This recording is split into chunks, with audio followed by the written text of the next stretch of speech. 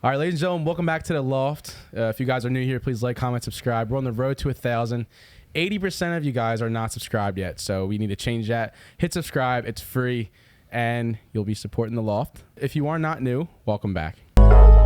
What's your advice to someone who is lost? The opposite of addiction is connection, and I could never do this thing on my own. I've been working since I was a kid, I just gotta keep my head. That you're responsible for and that your name's attached to, do you feel like that gave you that responsibility to be better than you were? When you believe in yourself a little bit, you'd be surprised what can happen. Yeah, I got them fed up for real, riding around, but I'm the passenger now, cause Jesus don't touch them. All right, our next guest is a Philadelphia DJ. You've probably seen him at Wicked Wolf, Barstool Santom, all the top places in Philadelphia. This man is an absolute legend and is such a nice person. Ladies and gentlemen, Kurt Gibson, AKA DJ Kurteousy. Thanks, Kev. I appreciate you having me on the podcast today, man. Absolutely, man. Absolutely. I'm excited to have you on. We have a lot to talk about. I know we chatted a little bit beforehand, but we interrupt this episode to give a shout out to our sponsor for this episode. Been cooking since he was a kid. Nick Safaldi went to culinary school, out of high school, was in and out of restaurants, and realized he hated working for someone else, not being able to make his own food. He decided to take a few years off from cooking, started construction and painting, and then COVID hit. Once COVID hit, it made him realize he wanted to start his own business. So as a result, he started cooking out of his parents' house on Blaze Street. When he decided to pick up and grow bigger, he moved into Celtic Cross. Once again, I want to give a huge shout out to Blaze Street Cafe for sponsoring this episode. You've been absolutely killing it, man. Like we talked about before.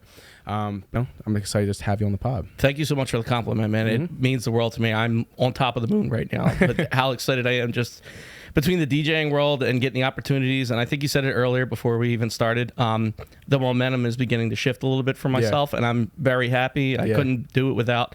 I'm shout Smooth Out immediately. The Smooth Event Group, they've been doing a really great job putting me on. Yeah. And the different people I've just been meeting, giving me an opportunity to be able to do so. So it's been a long journey, but it's beginning to feel like it's going to pay off. And I'll say this: I've heard you at Lay Lounge.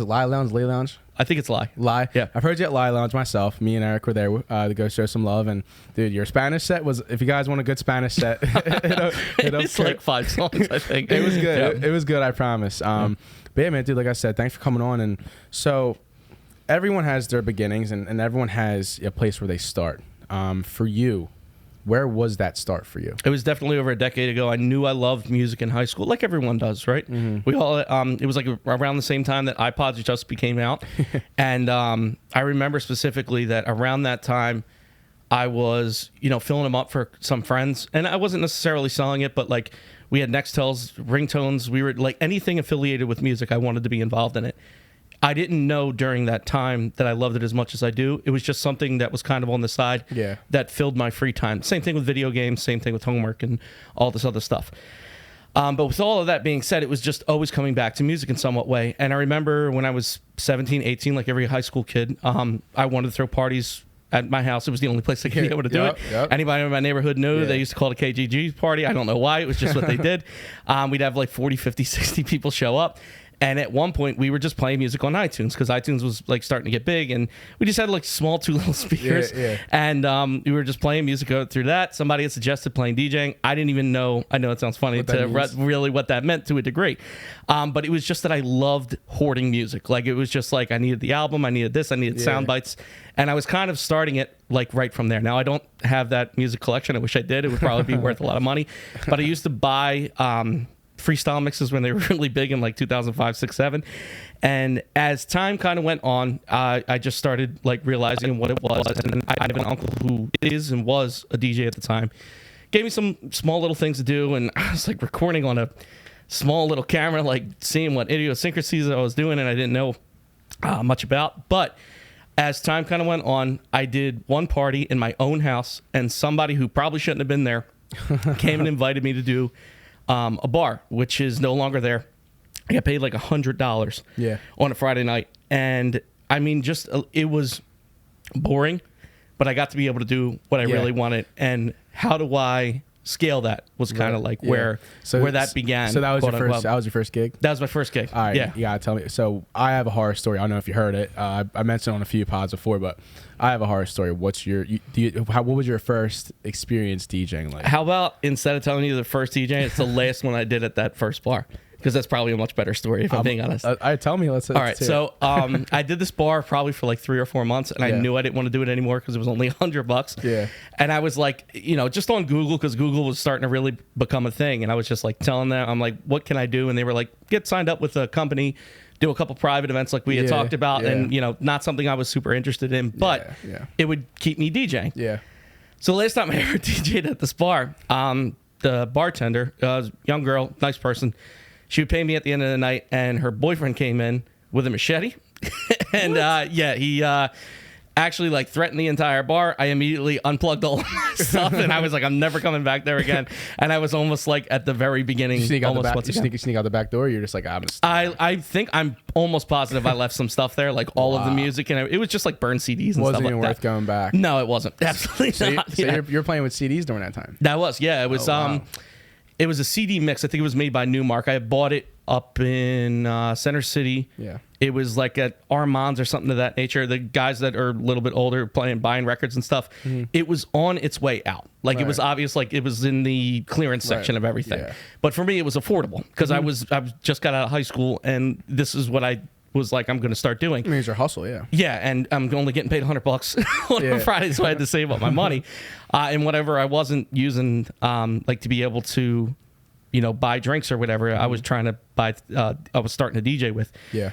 So after I get signed, not signed, but I just started working with the company, which is the same company I'm working now with, is the Spirit of Philadelphia. It's my company, it's Philly Offshore Entertainment. Oh, yeah. We started that company in 2015, but I started working there in about 2011, and just consistently being able to DJ was more important to me than anything. I knew that the quality wasn't all that, but I was going to take what kind of I could get. And that was when really I was able to DJ regularly and make money, and then save up to get that kind of set at the time to be able to afford to do better gigs or bar gigs that I wanted to do. Like the patience, the consistency, and the momentum that we were talking about. So when did you first, was there a particular moment, or when did you realize that the consistency and the momentum you had was paying off? Not until like really recently. Really? I mean, like in 2015, I really caught my first break that I could quit all my other jobs and just focus on DJing. Yeah. Because DJing was always a weekend thing.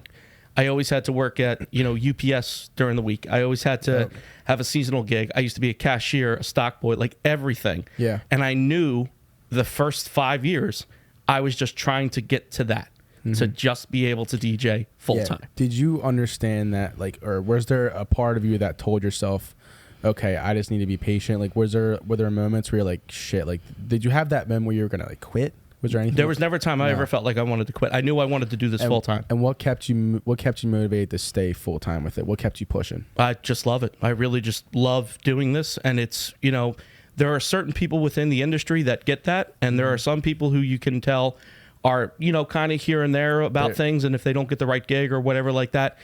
But I think just I spent so much, most of my beginning of my career, even the middle section of everything, doing, I don't want to say events I don't want to do, but like I was trying to work towards that stuff I really wanted to do. Right. There's a goal. And then there's things you kind of have to, it's not your idea, but it's also an opportunity you're given, so you take it. Yeah, and that was, just how things started. It really wasn't, it was like right before COVID, I started, people started noticing me, and they're like, you DJ here and you DJ there. And it was really nice, and I was never, I tried very hard not to be egotistical about anything. Very thankful and appreciative.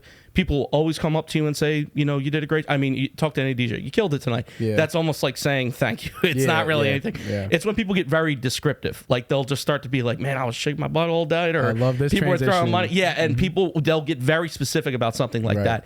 And there are a lot of people who are really great with telling me that. So that's when I know that they really care. Or, just trying to remember the bartender, what their favorite song is, or the manager who told you had a bad day and they were like, I love this song, and incorporating that within everything. All those small little things kind of matter leading up to like where you're going. Yeah, and it's an art form. Yeah, it is. Whether or not you want to believe it, it's an art form. You're controlling an environment. So what's your favorite aspect of controlling an environment, of like DJing?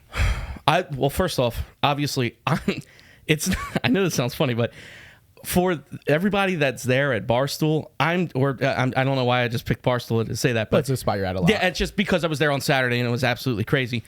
I'm there. That was, dude, bro. Oh my God. Yeah, it was- if you don't have on Instagram, I'm taking my jacket off. There you go. If you don't have him on Instagram, follow him on Instagram because that was wild. Yeah. man. I like, dude. There were like 400 or 500 people that showed Kudos up there. to you, man. And- Thank you. Oh, it was a lot of it. You can't just thank me. It was the Eagles doing really well. It was just more or less, it was a Saturday. It's around that time where people are starting to come back or, falling off of their January, like the sober stuff. Dry January. I'm still going. Yeah. God bless you, dude. I fell off 2 days in. I was done instantly. I'm 22 days in right now. God bless you. Congratulations, Thank you, man. Good dude. for you. You know what's funny? It's interesting. Well, I tell people it's me, my roommate Chris, and my buddy Rob are still going strong, and it's funny because we'll talk about it, and it's like it was something we just instantly decided at the same time because like it was like the New Year's Eve. I'm sure it was a crazy weekend of DJing and of drinking. course. So I looked at myself in the Monday morning. I said, "Wow, something needs to change because you feel like shit." So we all agreed, and we go out. Like I have after parties, we go out, and I DJ all sober. And it's like looking back at myself like 2 years ago, but I was like, wow, he would have never been able to do that. Yeah. But it's funny, people don't believe me, and I'm like, like I'll be out. Do you find yourself more clear-headed, like you could pay more attention, or you're Dude, like, do you feel like you need it? Like, where are you at with it? It's funny. I used to think I needed it until I didn't, if that makes sense. Like once I stopped, it's funny because like I'll be like for example, I was DJing Sunday night and my friends came and I bought them shots and I took a Sprite shot.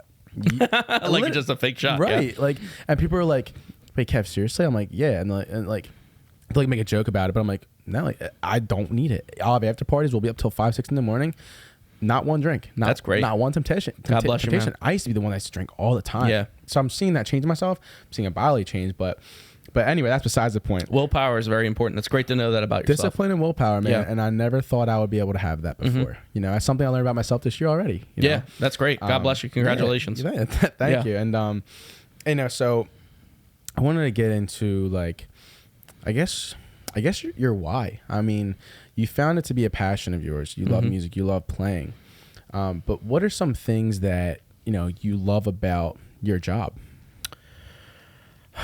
Man, I could just really be myself, if that makes sense. It's DJing feels to me like that one thing that when things are going bad, that like I can go and escape. Play music. Yeah, and it's like an escape. It's hard to really explain. It does feel very emotional for me because a lot of it is like I'm there to work and do all the stuff, but a lot of me needs it too. COVID really exposed that for me. At no point when COVID began did I ever feel ungrateful or do anything to take advantage of that.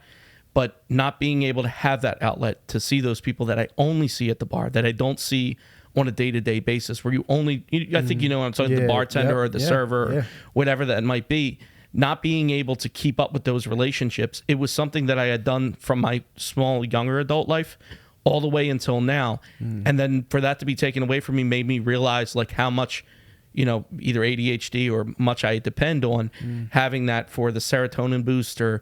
It was my way when I first started going out because I had friends that were going to college and I was sneaking into bars to learn how to DJ.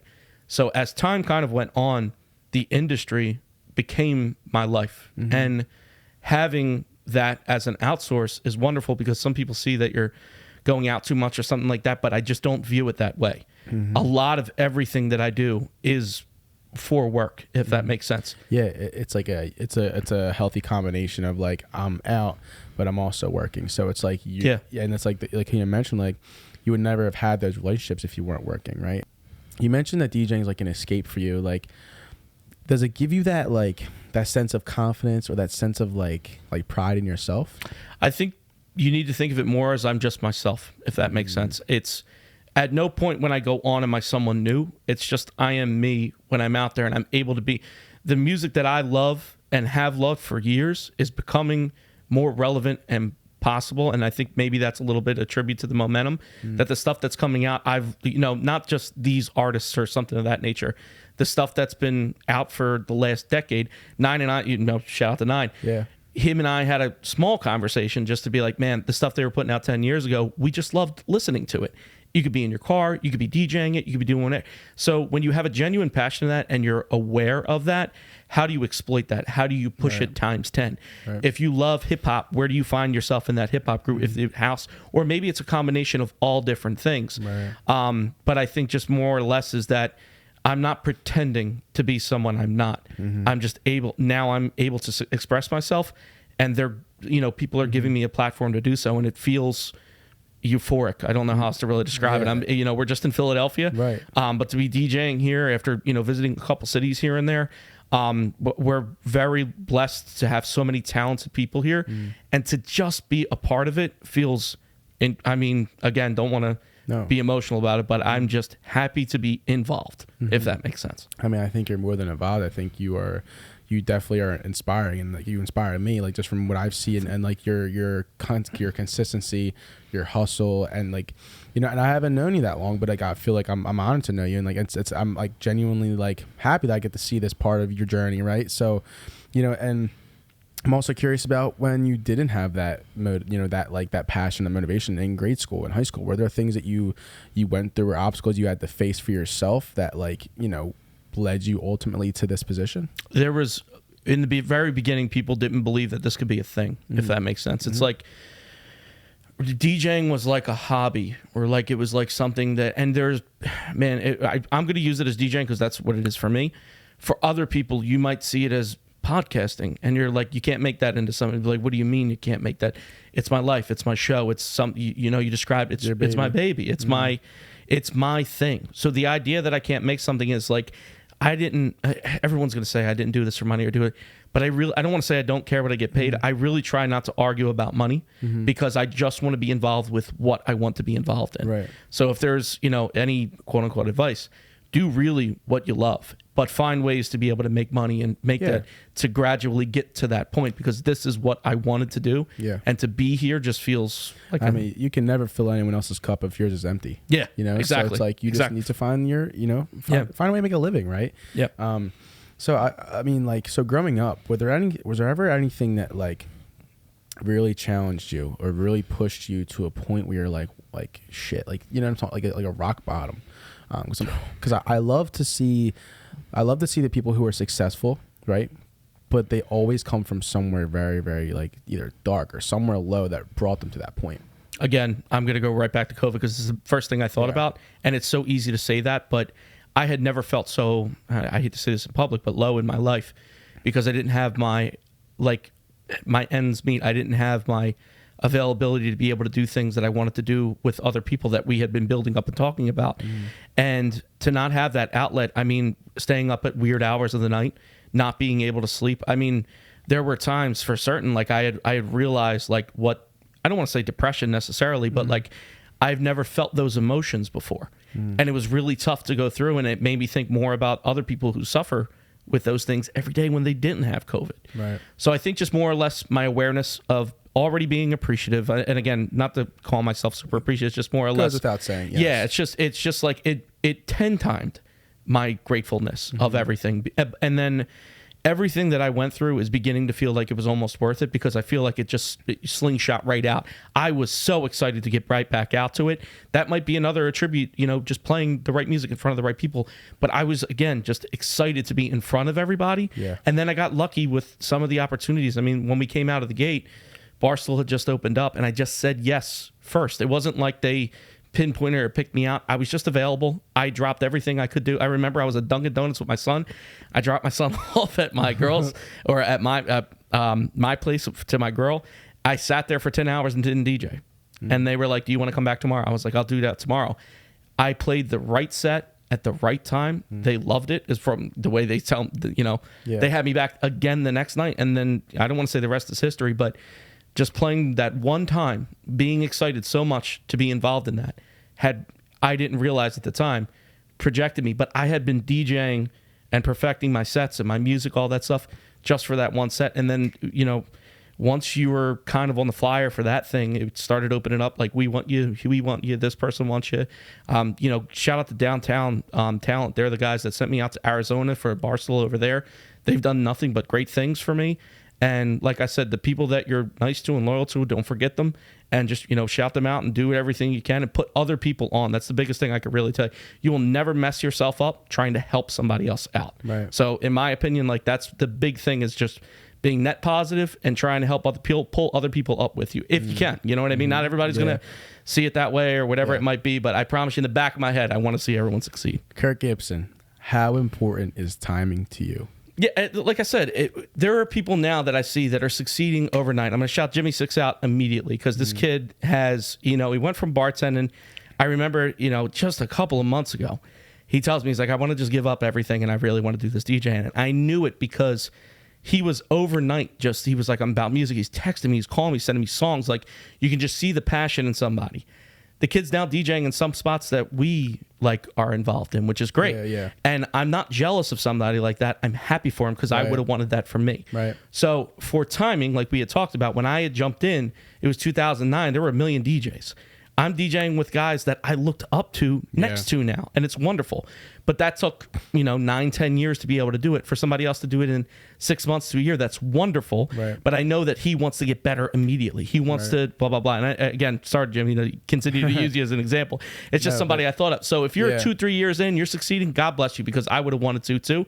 But just continue to work on yourself. That was the one thing I missed that talking to you earlier, is like when you first started out, I remember spending the first 3 years, I read it in a book or in a magazine, don't go out and play if you're not good enough yet, because they'll remember that. And then you're working on the first impression of doing that. So I think that was like something I had in the back of my head for whatever reason. Yeah, to sharpen your axe, put the time in, the 10,000 hours. And you mentioned the 10,000 hours. So some of the things behind the scenes, like you are a product of your hard work and consistency. Those early days, what did you do to keep yourself motivated? I really just worked on music. It was like constantly downloading stuff, finding who I was. I'm kind of finding, it's hard to say. It's just, it feels, again, I keep coming back to the same answer, but maybe that just is the answer.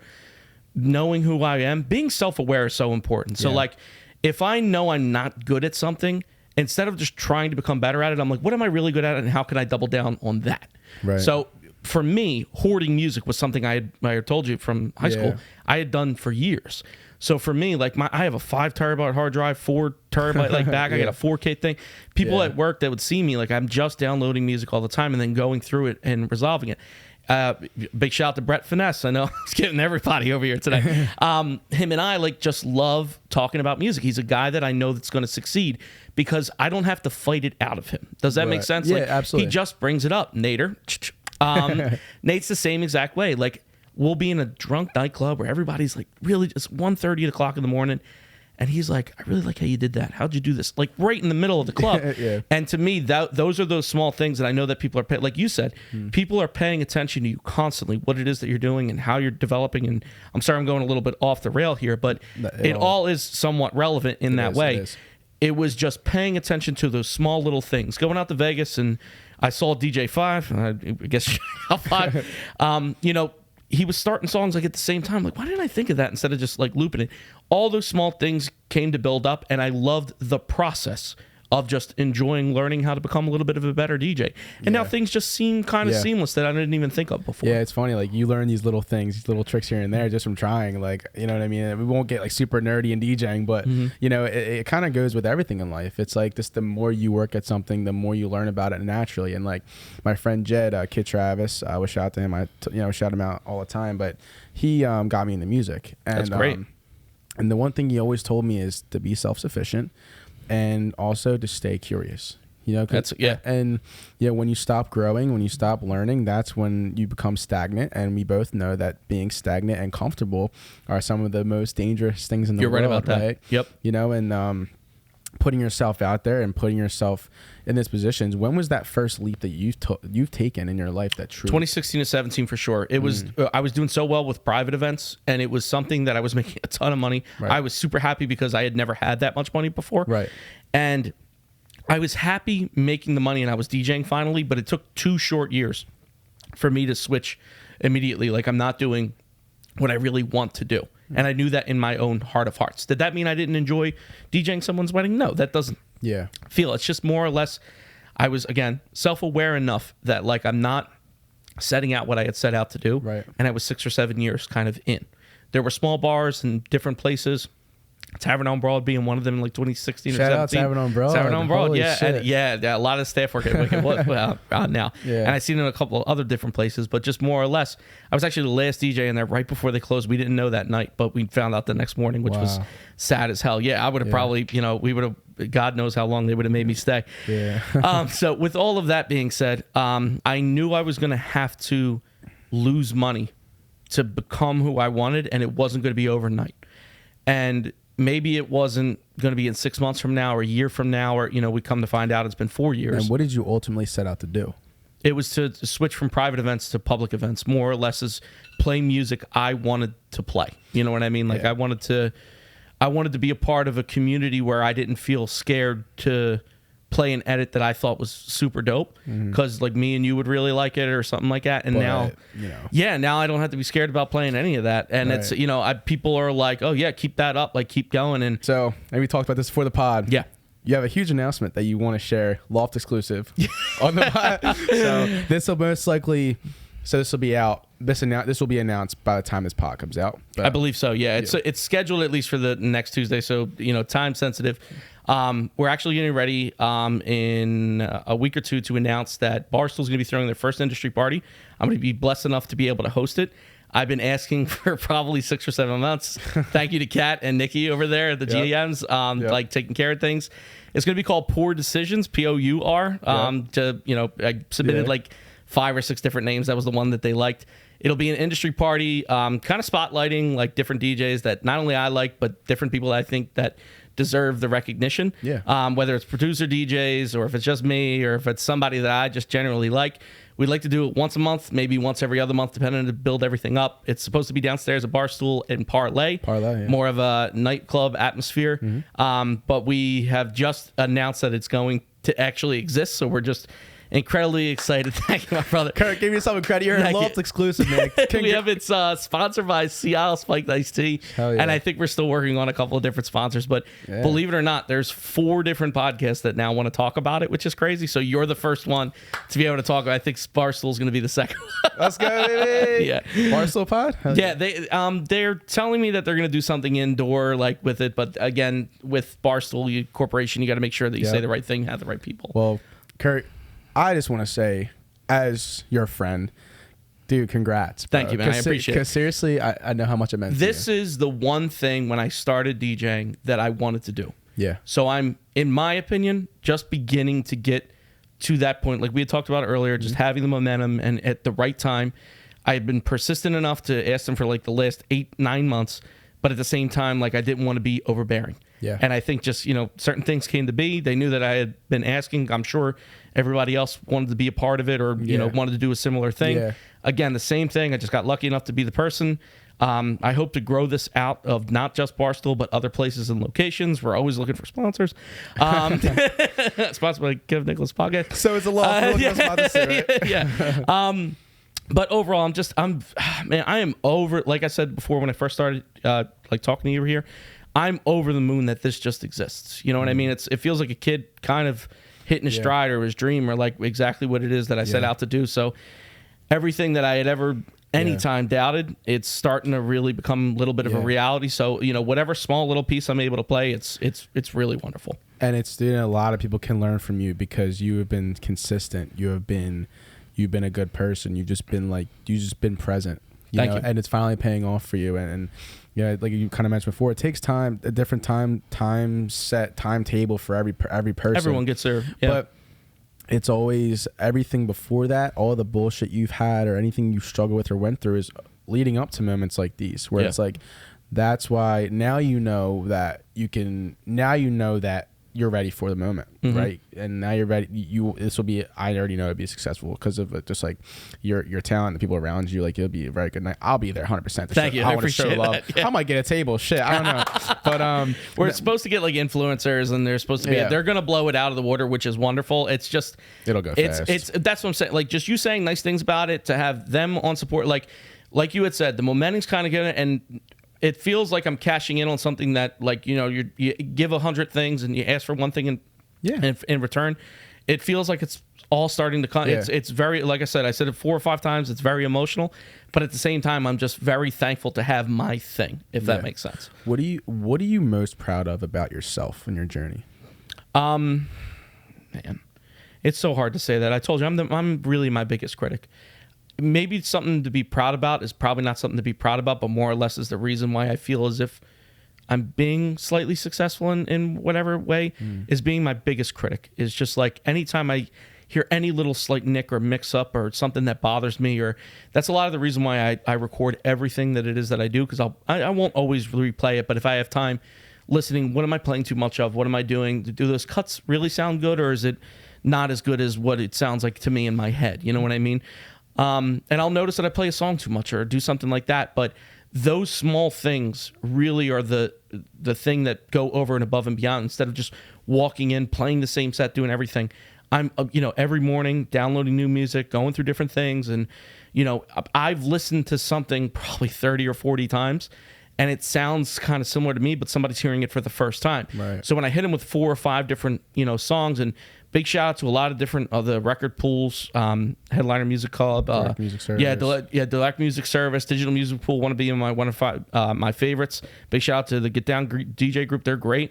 I highly recommend really diversifying yourself in terms of music, because a lot of the music, and I'm starting to get ready to anticipate doing some production, but I'm very early in that process. Yeah. I feel like I'd probably have done a lot better had I had started that a lot earlier, but you got to start somewhere. But you're planting the seed, right? Mm-hmm. And you have people around you who could easily help you, and you also have that experience of playing music, so you sort of, to a degree, know what you want to make. Yeah, right? 100%. Yeah, It's all relative. Mm-hmm. If you would have started 10 years ago, or who knows what you would have made. But yeah, who knows? But like I said, it's all relative. And you kind of mentioned too, it's like the natural progression. Like I remember I looked at an old, I looked at my history of what I used to play sometimes. Mm-hmm. And I looked at my old set list, and I'm like, wow, this is like top 40 central. Now I'm like, the new mixes that I play, or the new songs that I'm playing, it's just like, even from a year ago, it's just drastically different. And yeah, I stress this to everyone. I stressed it in my personal episode.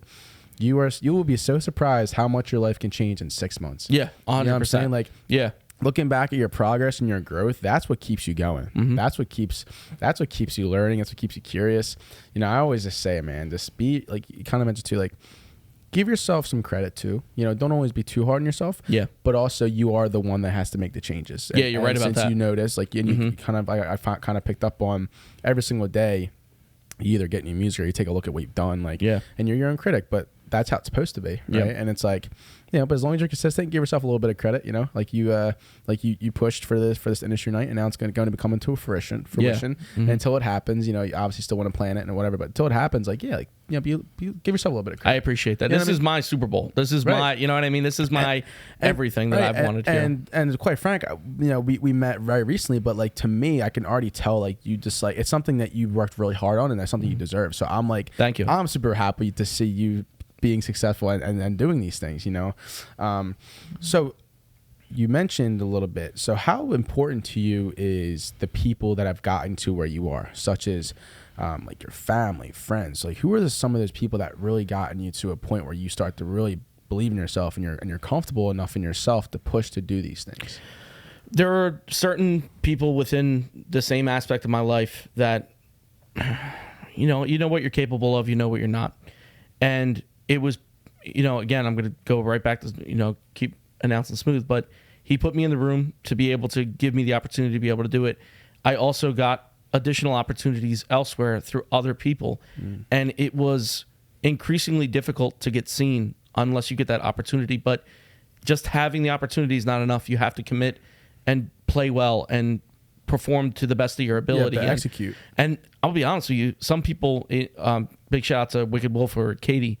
Katie had told me, she was like, you've been here 4 times, but I got to pay attention to you the last time. And I felt personally that was the best time I had played there, also because it was super packed and everything. Yeah. But I had felt like I'd put my heart out there 3 times, and the person that actually is going to be considering re-putting us in there didn't even hear it. Mm-hmm. That 4th time when I wasn't paying attention was the time that I keep getting the call back. So putting your entire effort into everything, just being yourself, like I had said before, not taking the lazy way out, always making sure that you're updating at some point. Don't get me wrong, at some point you'll play some similar song because that's super popular or whatever it might be. Be a little bit of yourself too in the set. You know what I mean? If you I tell somebody at the end of the night, I'm like, hey, I'm going to play 3 or 4 I really like. and everyone's like, "What is this?" And I'm just like, "No, this is what I kind of like." You're in the booth like dancing. Yeah, and but that's the thing is like at the end of the night where other people might feel tired, I'm excited as hell because I just played Rumble, which is Skrillex's new track. Yeah. And like I had 2 or 3 people like, "Yo, what is this?" And you know, me and you, we probably already had it for a week or two. Yeah. But for me, it's like it's the exciting part of everything that I think that I get to be a part of, and it's just more or less it's really hard to describe. Kurt, I can resonate. I'm so happy you mentioned a piece of you, because that is true. Like, it's so funny at Celtic or at my Sunday bar. Yeah, I know. I see you promoting it. Yeah, I used to play in my old bar, Patty Wax, Breaking Free. I'm playing there next Friday. Where at? Patty Wax. So you're doing South Street, right? Yeah, it's South Street. I did well. I'm sorry. No, but they're same owners. But that's I'm gonna have to show up. As time kind of progressed, you know, you got to help people out. You got to do different things, and also too, like, try not to burn any bridges with anybody. Yeah. Somewhere where you may or may not thought that you'd be at. Yeah. You know, they get different owners, they get different managers, they have different ideas. They're not the same group. You know what I mean? There were places up. We used to have the spot. You remember the Draft Horse by chance? The Drought Horse, yeah. Oh my God, one of my favorite spots. A Temple. Yeah, exactly. Yeah. It was like one of my favorite places to play before they had shut down. God bless them. Yeah. You know, knock on them. R.I.P. I think R.I.P. It just more or less is keeping those opportunities open For sure. if, you know what I mean. Yeah. Like in the future, you don't want to ever. It's funny because I asked. This is before I stopped playing there. I asked to play there, and they said that they wanted me at the Welsh spot because like I had my crowd there. Yeah. I was like a kind of a detriment to my own success in a weird way. But that's besides the point. Mm-hmm. But one of my guilty pleasure songs that I incorporate into my sets at Celtic is Jordan Sparks' "One Step at a Time." Whatever you like. Everyone's there. It's just funny. It's just fun. But like, that's why I love that you mentioned like your own little piece of yourself. Yeah. What has been one of the moments you realize like, wow, this is why I do what I do? Like, what playing a set like you're. It's so hard to describe that. I feel like I'm going like three or four different moments. I'm going to go with the first one that I thought of. In 2015 with Aiden Scott, I did a Life in Color, and I wasn't even DJing it. We were just on stage. It was, it's corny looking back at it in retrospect, but it was the first time I saw 400 or 500 people in front of me to come. They weren't there to see me. Let's be honest. But you were there. But I was there. You were and there. it was the first time I had ever felt noticed, if that makes sense. And again, it's probably cheesy to kind of say out loud, but just more or less is like, it was a natural high I had never felt before that felt so genuine that like I didn't need drinks, I didn't need drugs, I didn't need anything, and I wanted to continue to repeat that experience. And it's like you're always chasing that high, you know what I mean? You're always hoping that the next bar that you come to is better than the last that are doing it. So I think it's it's certainly the first time that I remember feeling like that high on it, but I think also back in like 2013 when Xfinity first opened, they were like super, super, super popular. Yeah. If you can remember, they were like the first people that gave me an opportunity at that time. I was there for like a year. It's a super healthy chase, in my opinion, because the only thing you're chasing is success. Yeah. You're chasing the next big gig. Like you're chasing something that is going to elevate your career ultimately. Your family, I should have asked this in the beginning, but family life. You have any siblings? I have one, younger brother. Younger brother. Yeah, he's 26. Yeah, and parents. Yeah, both parents. Okay, yeah, cool. God bless. How big of a role in your life have they played for you? My father was really, really supportive of just being a good person. He had a heart of gold, is what people used to tell me all the time. Right. It wasn't something he told me. It was something other people told me about him. He would, take the shirt off his back. He'd help you no matter what. And I saw that growing up. You know what I mean? It wasn't like he faked it or did anything like that. I also didn't realize other people didn't have that, if that makes sense. Yeah. You know what I mean? So it took time to realize that, but I knew that growing up that he was like that. I just didn't realize other people, how lucky I was that I had somebody like that. My mom was always very supportive of my schooling. When it came to the DJing, both of them were like, maybe you want to go to college or do something like that. Yeah. But it again goes right back to the same thing of I knew I wasn't going to give up on this. If you don't have that desire with whatever it is that you're doing, you should probably, I don't want to say you should probably quit, but you should just find that in whatever it is that you're doing, whether it's, racing cars or podcasting or DJing or whatever it might be. Find that for yourself because you deserve it for yourself. I didn't know that going in. I just felt that way starting. You know what I mean? And now my motivation definitely is my now immediate family, which is my fiance, my son, and my soon-to-be son. And it's increasingly, like we had talked about this before, there are a lot of different things that people, you know, they want to remain single, or they want to be just with a girlfriend, or they don't want to post them on social media or whatever it might be. I'd love to get rid of that stigma if possible, just because I feel like I love my family and I love my sons and I love my girl. And it's increasingly difficult when other people are the deciding factor in how you get involved. Again, the same exact thing we talked about, just be yourself, just continue to do so is what I'm going to hope for and shoot for the moon. Worst case scenario, I love them. And, you know, it's just, they are the reason why I stay up at late, why I'm driving home later, because I know I got to pay the rent. We know we got the bills to take care of. And I had committed myself to doing this, so I know that I have to succeed in whatever way is possible. So they're a motivating factor for sure, you know? And it's, man, it's difficult to leave at night when he wants to tuck you, when he wants you to tuck him in. And it's, you know, it's wonderful to have it's hard to explain to somebody that doesn't, and it's easy to understand with somebody that does. And when you get there, if you decide you want to have kids, I would love to have a family. Yeah. When you decide, you will totally understand, because it is overnight. I mean, the moment my son was born, it was overnight, like a wave, a tsunami of like, oh my God. Even as my girl is pregnant now with my soon-to-be son, you're not picturing them physically here because you're just, you know, with another person. But when they're physically here, it's like, I'll never drink and drive again. I'll never, you know, do something stupid. It hits you immediately. And when you get there, call me and be like, you were right. You know what I mean? Well, you know, you can say it however you want to. Nah, but I would love to, because it's interesting you mentioned that. I think about that sometimes, and I think, you know, obviously Nine and Ray are a good example of that. You know, Exactly. I've seen that, and I think, you know, in talking to you were a good example of that as well, because, you know, you're right, it is a stigma. But at the same time, if you have a certain level of conviction, that rubs off on people. Yeah. So like you talking about it and being open about it is going to maybe inspire someone else to think, oh, you know what, maybe like I could sustain a relationship through this lifestyle, because it takes a lot of trust. It takes a lot of there's a lot of temptation in this industry. You're absolutely right about that. A lot of security. But when it does pay off, it pays off. You know what I mean? And it's like, I also want to you don't talk too much about that, but being a father, right, within in this industry. How do you make time? What do you do to make time? It's definitely difficult because your weekends are pretty much squashed. Right. Monday through Wednesday is really your weekend. So normal industry people, that's when we do podcasts. Right. That's when we have drinks. That's when we kind of enjoy ourselves. In any time that I schedule something to do with like the Wicked Wolf, or just using them as an example. I'm sorry that I keep using 2 bars as an example, but just having those guys is, I'll make a time to take my son to Chuck E. Cheese, or I'll make sure that me, my girl, and him go out to dinner.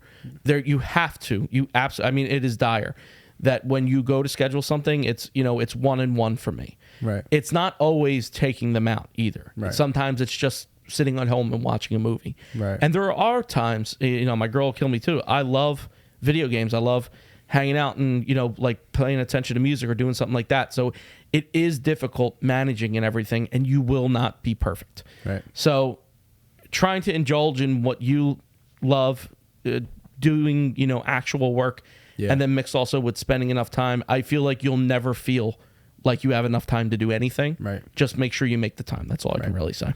What does Kurt value most in life? Where are 3 things you value most in life? Well, first off, something that I have to, you know, always take seriously is your health. So I know we just had something to eat, but got to get back on the wagon and doing things. I mean, your health is probably so important. I remember just, you know, dropping a little bit of weight at the time.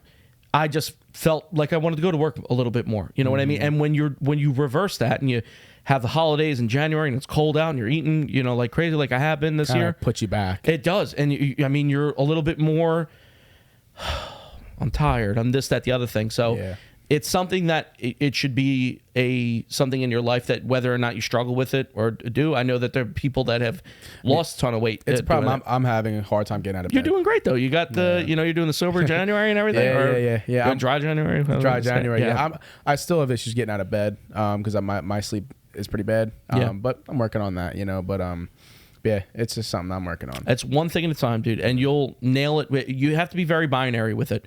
You have to say like, I'm going to do this and commit to it with conviction. Yeah. Because if you don't, you know what I mean? You'll just fall off the rails. Absolutely. And that's the same thing. I hate to keep reverting back to DJing, but it's the one thing that I think keeps me committed with DJing.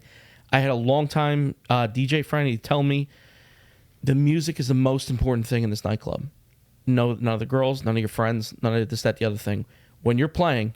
You're at work. You know what I mean? Yeah. I don't know why that stuck with me, but I remember, people trying to get in the booth, what's going on, this, that, the other thing. Yeah. You know what I mean? You got to really do that. That's actually a great point, too. And that's something that I completely understand because, to me, that's the most important thing, too. Yeah. But the challenge is that, and I'm sure all DJs can understand this, is that people want to be up in the booth with you. They want to, there's got to be boundaries there. And that's something I'm working on, too. And then at Celtic, they're building me my own booth there. That's great. Because I'm like, listen, like I've had to kick people off stage. Everyone is there dancing, having a great time, and I don't mind like the boiler room atmosphere where everyone's close to you while you're playing. I know what you mean. But there comes a point where it's like, oh, can I put your headphones on? Or oh, can I? No. Like there have to be boundaries, and like I'm so nice to the point where like I won't mind, but at the same time I do mind because I am working. Like I don't think of it as I'm not even drinking when I'm playing. Like it's a job to me. 100%. And I'm just like, shit, like something needs to change. So I told the bouncers, hey, don't let anyone on stage unless they're my boys. And they know who they are. They know to be respectful. They know to keep people off, right? Yep. But it's like, like it's just like, you're working. And the girls don't mean shit to me. Like it sounds crazy. Like it's just crazy, like to me, like how I used to be like, oh yeah, the girl. Ooh. To me now, it's like more about the art, the craft, the 100%. playing. Yeah. And I think it just comes with time and age. But what are your plans for the next 5 years? Doing this, producing music, trying to get bigger and go a little bit more national. I'd like to be able to travel. The whole thing was, have your own party and travel with it.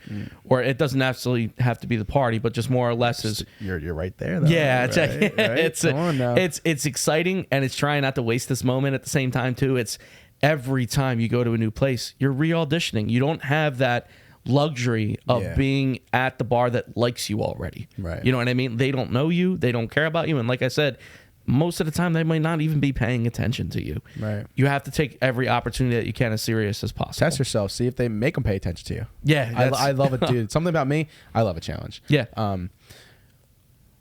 What is the most important thing that someone has ever said to you that really stuck with you?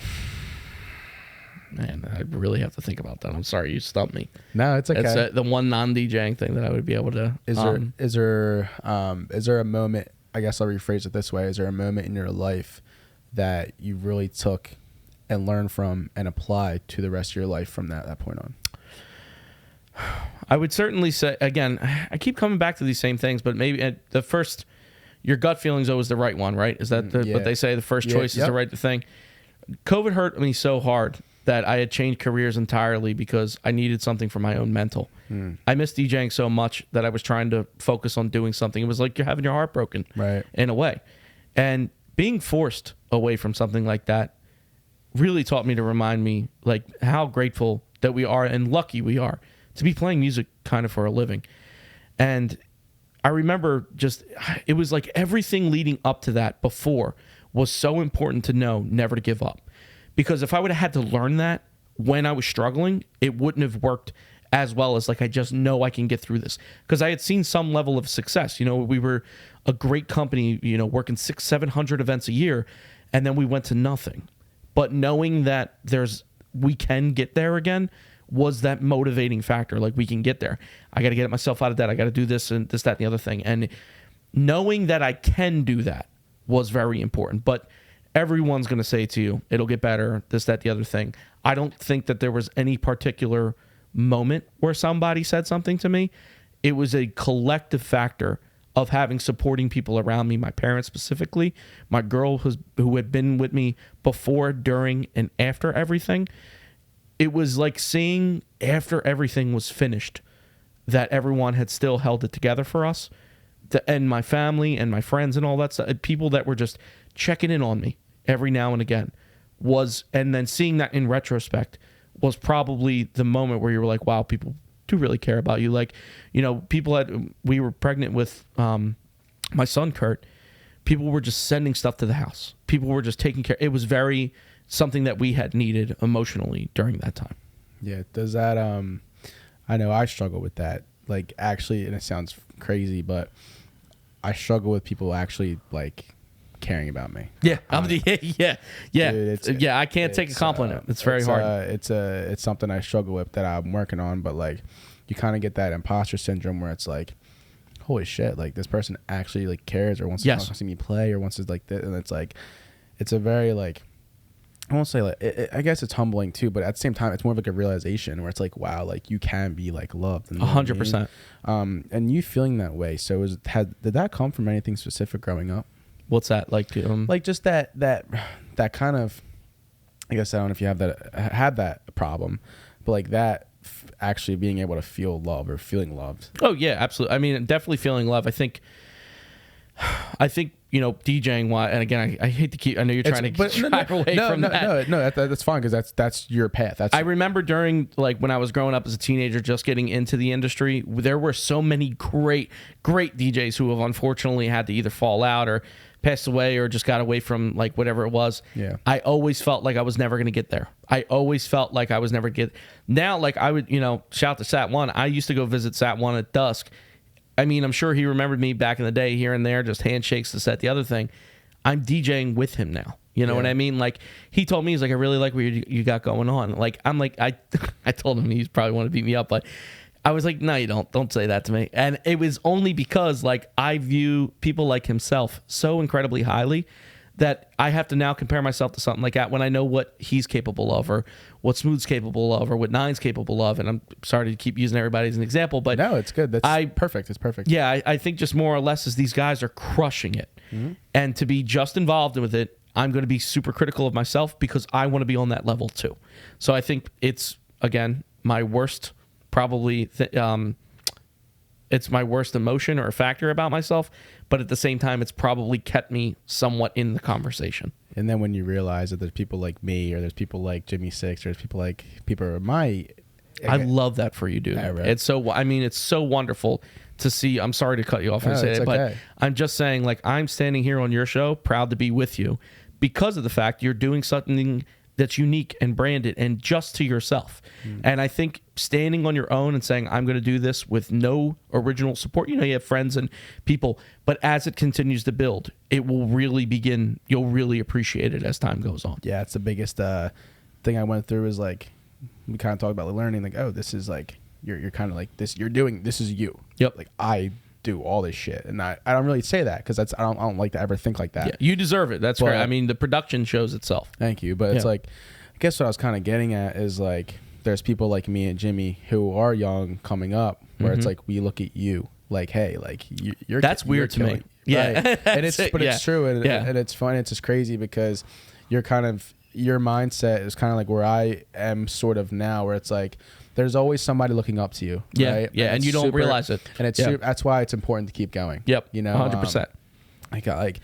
Like just having people who like, I'll have someone come up to me last night or Sunday night when I was playing and be like, yo, like I watched your episode and like never learned that about you. And it's just it's just like, it's things like that where it's like, it's wow, like that's what keeps you going. You know, and it's like, and like I said, like I am truly like a fan of you and like what you're doing, and it's like, it's just crazy how like you may not think it, you may be looking up to someone else, but there's people that are looking up to you just as much, and you don't notice it. It's not like not everybody's going to come up to you and be like, I look up to you. A lot of people will show love in the dark, man. Like just because they don't say it to you straight to your face or they don't show it to you on social media, it doesn't mean they're not seeing it. Yeah, you're right about that. You know what I mean? So we talked about, COVID. I know is a huge part of your life. A huge life. It was the lowest part. That was really rough. Yeah. It was a huge life-changing part, a low part of your life.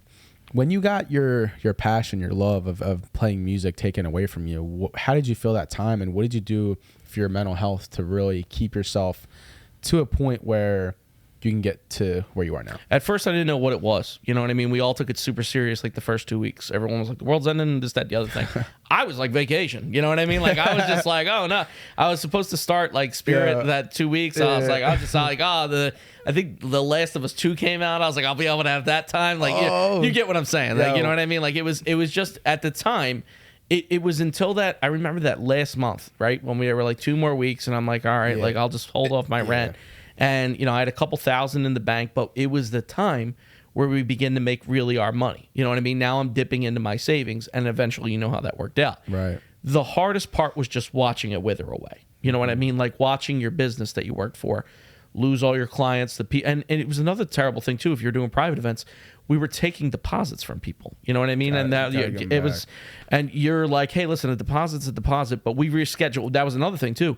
We had to reschedule everyone's wedding for the following year, and now I can't schedule anything new. You know what I mean? So we're set everything back. It was. I mean, it hurt them on the initial, and then it hurt us on the opposite end because we had to pretty much do a wedding what we felt like, even though we got paid, we had spent that money a year ago. You know what I mean?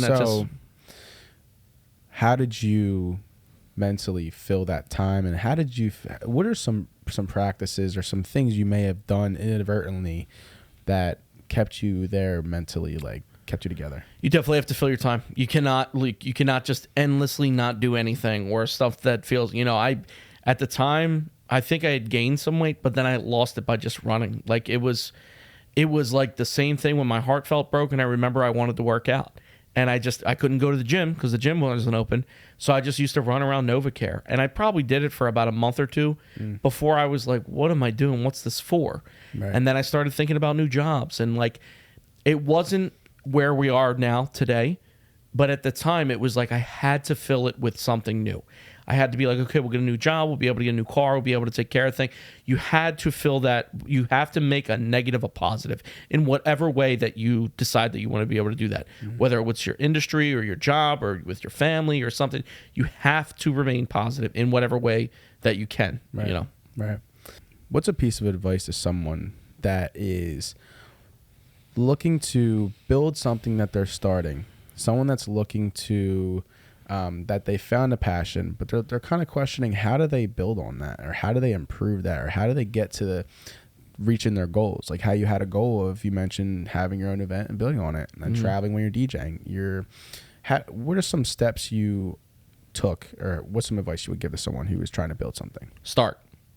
Just start doing it. Figure it out as you go. You know what I mean? I had a couple of different people, and I know I'm thinking in particular, I know he's listening right now, we're going to say it. We were talking about a different name for a certain thing, and we were like, do we like the name? Do we not like the name? Or whatever it might be. I'm like, just start. Just let's get it started, and I guarantee you, as it keeps rolling, it'll just feel more natural. And I think just more or less is like, you will develop who you become as time kind of goes on. Not getting started or waiting for the perfect time or doing anything is probably the not really necessarily wrong thing to do. I know that you want to get things set up or do that the other thing, but definitely have a timeline where you just want to start. I'm going to do the podcast this day. In a month or two, we'll get more cameras. And the following month, we'll get better microphones. And just as the ball rolling, you get more excited because you're like, oh, I got these new mics. I got this, new headset. I feel really great about it, everything. It was like that for DJing for me. It was like I got a new turntable. I'm like, oh, man, I get to play with the turntable. And then I got a new mixer and new computer. And you just get more excited as it goes. But waiting, you start to feel a little bit more regretful. Because I told you earlier, I was like, I started a podcast in 2016. I had stopped because I couldn't get the production done. It was laziness. And then 2018, I was like, I'll start it up again. I started getting everything. And then I was like, I don't have the equipment. And I stopped again. Meanwhile, we could have been doing things as time kind of goes on. So don't be regretful. Just start. And it doesn't matter how small, wherever your circle is, you will get to that point. And I give you credit for that. The same thing with the tailgate. You're running your own tailgate. You're doing your own podcast. In 5 years, you're going to look back and be like, wow, I cannot believe how much more I've grown from this, even though in the now, it feels large as it is. You know what I mean? So that's, Kurt, thank you so much for coming on. Thanks for having me, dude. This was so much fun. I hope we do this again in the future. We absolutely will. Yeah. I'm looking to do pods at some venues. We should. So I love to go travel and bring my setup to other places. So that's something I would love to do. I'll keep you in mind for stuff like that. Yeah, that'd be great. Where can they follow you? Where can they find you on social media? Instagram, definitely Kurteousy, Kurteousy. Just Facebook. I got rid of the website because nobody clicked on it. So Mixcloud, like anywhere you can be able to find me, but it's mostly just standard social media, Twitter, or whatever it might be. Everything will be linked in the description. Once again, dude, I'm so excited for your announcement of your Barstool event. So where are you going to be at this weekend? This upcoming weekend on Friday, like we had talked about, I'll be at Patty Wax. On Saturday, I believe I'm at Down, Philadelphia. It's been a while since I've been there. I love those people. Chris Red, Big shout out to him. He Hell get yeah. me in there on a Saturday. I love it there. Hell yeah. And then on Sunday is my girl's baby shower. So, yeah. Gotta take the time off for that. Yeah. Kurt, I'm so honestly, dude. Like, this is such a good, fulfilling. I just feel so good right now, dude. This is I'm so. You can't have a DJ name like Kurteousy and be a bad person. So No, I'm so happy you came on and you gave me your time and dude, like, I really wish you the best. And Thank you, I'm brother. excited to just be this there. is going to skyrocket. You're going to do. I mean, not this episode. I mean, this podcast. This episode is going to do a great time. Nah. It's probably the lower rated one. Nah, hell no. I'm just so excited to see where you go, man. I genuinely am, and I'm just excited to be a part of your journey, man. Yeah, it's great. I can't believe we became friends. Who knows when we I know. look back on this, like how far we've come at that Real point. shit. Well, ladies and gentlemen, hope you guys enjoyed this episode of The Loft. I'm Kevin Nichols. That's Kurt Gibson, aka DJ Kurteousy. Peace, guys. Thanks, guys.